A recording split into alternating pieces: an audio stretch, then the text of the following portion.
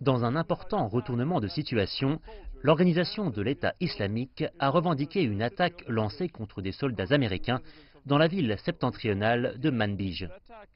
Des résidents de la ville ont dit à CGTN que l'attaque avait eu lieu aux alentours d'1 heure de l'après-midi, heure locale. Un homme portant des explosifs cachés sous ses vêtements s'est dirigé vers des troupes de la coalition dans un marché animé. L'explosion s'est produite en face d'un restaurant populaire fréquenté par des soldats de la coalition, dont des Américains. L'explosion a tué des soldats et des civils. Des rapports non confirmés disent que plus d'une dizaine de personnes ont été tuées ou blessées, dont des membres de l'armée américaine.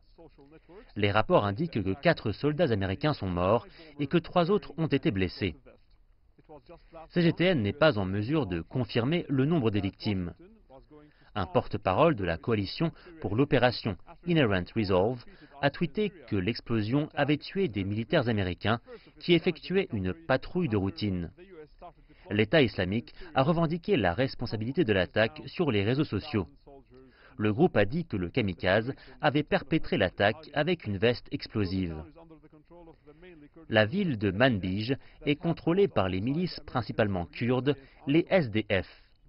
Ces dernières ont travaillé de manière rapprochée avec les forces américaines contre l'État islamique. La situation est instable. La Turquie a mobilisé ses troupes. Des rebelles pro-turcs dans le nord de la ville seraient prêts à attaquer les milices après le retrait américain.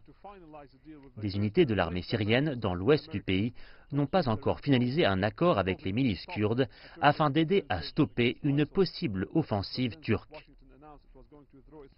Le mois dernier, le président américain Donald Trump a tweeté que Washington commencerait à retirer ses troupes de Syrie car les États-Unis avaient prétendument vaincu l'État islamique en Syrie.